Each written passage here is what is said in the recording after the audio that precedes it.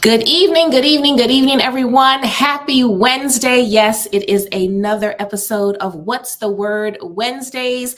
I am Erica Salee and super excited to be sharing this time with you. So I'm going to invite you in. Yes, you can settle in with a glass of wine as I am doing and just sit back with me for the next 15 minutes, may not even be that long.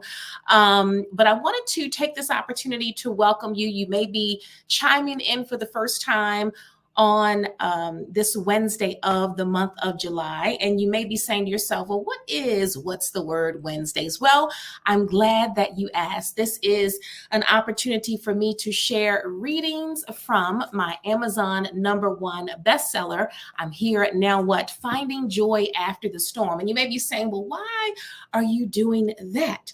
Well, there's a couple things that I'd like to share. If this is the first time that you have landed here with me, whether you're watching on my Facebook page or on YouTube, then you may not be familiar with who I am. So let me take a moment to quickly introduce myself as a speaker, Amazon #1 best-selling author because of this book, and transformation success coach. I get excited about sharing with women how to move beyond the barriers that stand in the way of their success. And so, sharing strategies to move beyond those barriers so that women can be the best versions of themselves is, in fact, what I am here on this earth to do. One of the things. And so, this is the month of July.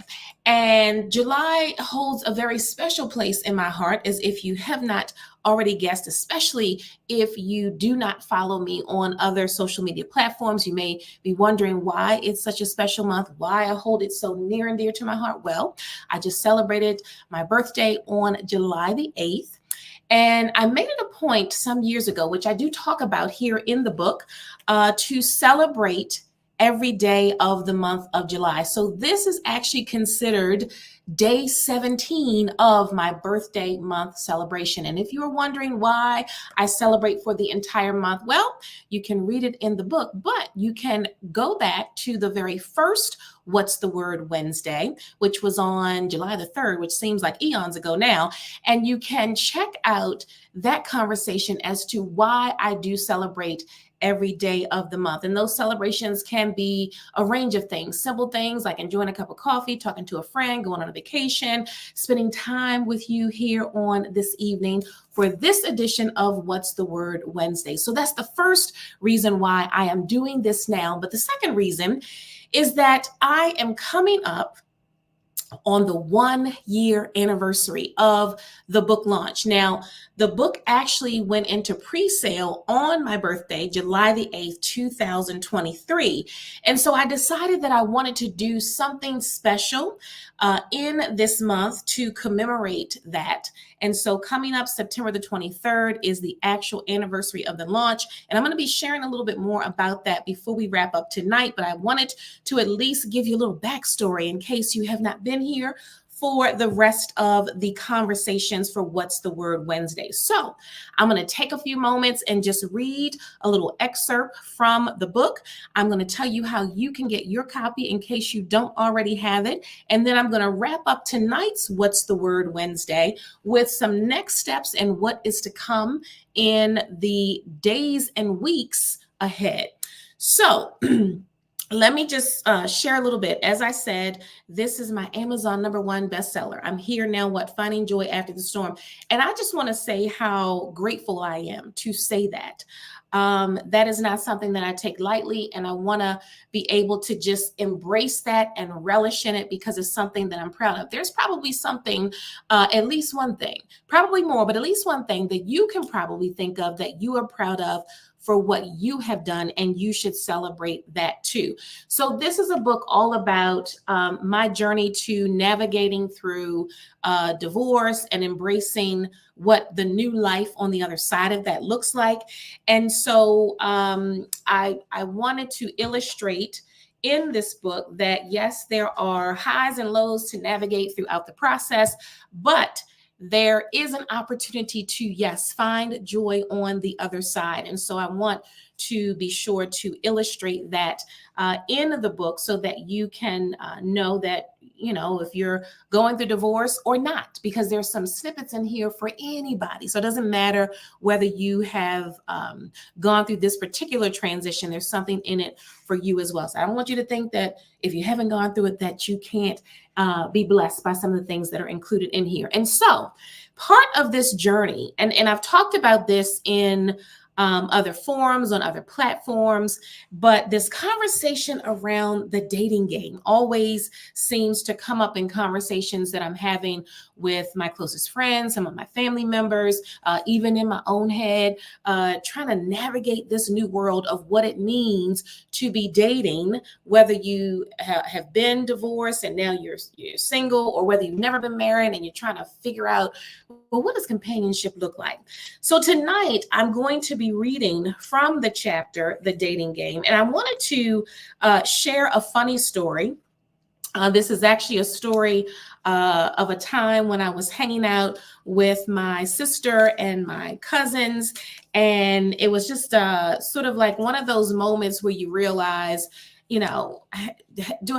been out the game for a long time. So how do you navigate some things when you're out and about, you're meeting people? So that's what the part of the story is I'm going to read tonight. But first, I'm going to take a sip of my wine. And as I said, if you have a glass, then cheers to you. So again, this reading is from chapter 4, and it's called The Dating Game. So it says, well, things have certainly changed. Women are bolder and more empowered to start conversations, not only through dating apps, but also in person. I've initiated contact through the apps and had no problem with it, but I've been in very few situations to test this same boldness in public, except the time I went out to celebrate my sister's birthday. Now, of course, this was a true statement at the time that this was written. And so, here we are, fast forward post this. And so, yes, I've been out more than a few times. But anyway, so I go on to say, I was sitting at the bar with my sister and cousin on one side of me and a guy and his friends on the other. I started having a conversation with the guy closest to me. Eventually, both of our parties were talking and laughing, and the guy and I ended up talking the whole time. As we were preparing to leave, I was going to graciously get up, exchange pleasant goodbyes, and head out the door with my family. Well, my sister thought I should exchange more than pleasantries. She wrote my name and number on a napkin, slid it to the guy I was talking to, and said something similar to, here you go. That way, sorry. There you go. I thought I had put that on Do Not Disturb. That way, y'all can continue your conversation later. He gladly accepted the napkin and gave me his information too. He and I laughed and loosely mentioned meeting again to have a drink. As my sister, cousin, and I left the bar, we chuckled about my sister's smooth move. I hadn't planned to exchange numbers, not because I was being timid, but because I wasn't really interested in conversation with him beyond the bar talk. I made note of my sister's napkin play, though. I might need to use that in the future. Let me just stop really quickly and I'll finish off the reading. But as I'm reading this, I'm thinking about the situation. And I can remember as we were sitting there, and one of the things that I love about my sister is that she is very bold. She is very open. She's very fun. So when it comes to connecting with people, not just men in a friendly way, but just in general, she just has that personality that's just very engaging. And so when I think about, and I see it in my mind, the whole exchange, she was just very smooth with it. Like, I didn't even remember seeing her write all the things down. I just know that, she just kind of slid that napkin over and it was just, on par for her. But so I continue to say, just understand, regardless of how you go about meeting people, if you wait for people of interest to reach out to you first, well, you may miss out. While I'm content with initiating contact and showing interest, I also want a man to show me that he's interested. Let me read that again. While I'm content, and you may be too, with initiating contact and showing interest, I also want a man to show me that he's interested. I want to feel as if I'm being pursued even in this liberated age. If I'm the one doing all the initiating, I will likely interpret this as the other person being a narcissist or not interested. Now that may not be fair, but if there's limited communication, then I'm left with my own assumptions. Now, for those of you who are single and you are in the dating world, or you're looking to meet someone, and I know dating has multiple levels, and that's not a conversation that we're going to get into tonight. But if you are looking for companionship or you're looking to meet someone new, there's a funny in this, in that it's okay to have conversation with people. It's okay to initiate phone calls and text messages and things of that nature. But there does come a point where you say to yourself, well, if I'm doing all the initiating, then what does that really mean? And then you get to decide how you want to classify yourself in connection or relation with those other people.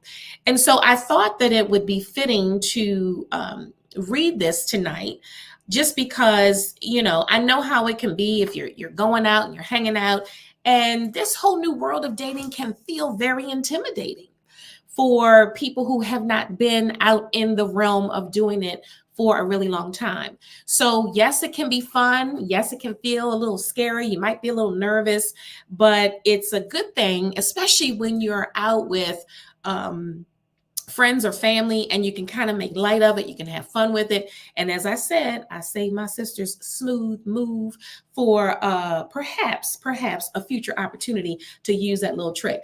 And it's so funny too, because you know how in this day and age, when we are so tech savvy, that it wasn't just about, oh, let me put your phone, put your number in my phone or put it in my notes section. Like, she literally wrote it down on a napkin and slid it over. So I just thought, you know what? Hey, that's what my sister does so smoothly, and I took note of it. So anyway, if you are in this space of dating, then perhaps this is something that you can make light of. Perhaps this is an opportunity where you say, okay, if I'm not really comfortable like being out and meeting people on my own, then hey, get a group of your friends so that you can be in a space that you're comfortable, and then you can get to hopefully meet some people of interest or not, and then to keep on going. So anyway, just wanted to read that excerpt again. This is from chapter 4, The Dating Game. And so I do encourage you again to get your copy of the book if you do not already have it. And I will tell you that I'm here now. Finding Joy After the Storm is available now on Amazon. So before I wrap up and let you get on with your evening, I do want to share a couple of things. I wrote a few notes down to make sure that I did not miss anything that I wanted to read. Okay, so we took care of all of that. All right, so here's the next thing that I want you to do. I want you to mark your calendars for September the 23rd, Monday, September the 23rd. That is actually the anniversary of the official launch of the book, and I'm going to be doing a virtual book party. So that means you don't have to go anywhere, right? You don't have to leave your house. You don't have to get in your car. You don't have to drive anywhere. You don't have to make sure you have gas. It is a virtual book party, and I'm looking forward to hosting that. And hopefully you will join me. And so, yes, it is free, but you will need to register. And it's an opportunity for us to come into the virtual space, have some wine, have some more conversation about the book. I'm going to be doing some giveaways. Now, if you register for the virtual book party, let me rephrase that. When you register for the virtual book party, then you will be entered into a drawing to win a special prize. So yes, I'm going to be doing a giveaway at the virtual book party on September the 23rd. Yes, it is a Monday evening, but it'll be from 7 to 8. So hopefully you will be in and settled from your day and ready to wind down in a fun sort of way. So be on the lookout for registration for the virtual book party. That is September the 23rd. And then we do have 2 more readings for the What's the Word Wednesday. So we have next Wednesday, which is the 24th, and then the last What's the Word Wednesday is on July the 31st. And then in August and September, I'll be doing 2 other giveaways, and then you'll see all the information about registering for the virtual book party. And again, this is to commemorate the anniversary of the official launch. And so I am inviting you to join me. I want you to mark it on your calendar now. You will see the information coming out soon about registration. So you do have to register to be a part of the book party. And again, when you do, then you will be entered into a drawing to win a special prize. So I'm going to say cheers to you again. For those of you who have joined me live, I want to say thank you. For those of you who come in later to see the replay, yes, I do want you to hashtag replay. Let me know that you were here. Let me know if you have any thoughts about the part of the book that I read tonight. And also, if you've gone back to look at the previous What's the Word Wednesday readings and you have comments about those, then I do invite you to let me know what you thought about those as well. So with that being said, I'm going to let you go, get on with the rest of your evening. I cannot wait to see you on next Wednesday. And just to give you a little bit of a preview, next Wednesday happens to be International Self-Care Day. So I'm going to be reading again an excerpt from, I think this is probably my favorite chapter. My favorite chapter in the book is To Thine Own Self Be True. So I'm going to be reading another excerpt from that chapter. And again, that is to celebrate International Self-Care Day. So come on back next week. Join me for that conversation. In the meantime, again, if you need your copy of the book, then you can certainly purchase that on Amazon today. And if there's someone that you know who may also need a copy of the book, then why don't you go ahead and either direct them to Amazon or gift them with a copy for themselves. Okay. So on that note, I'm going to say cheers to you. I look forward to seeing you all again real soon. But until I do, I want you to take care of yourself and yes, be well.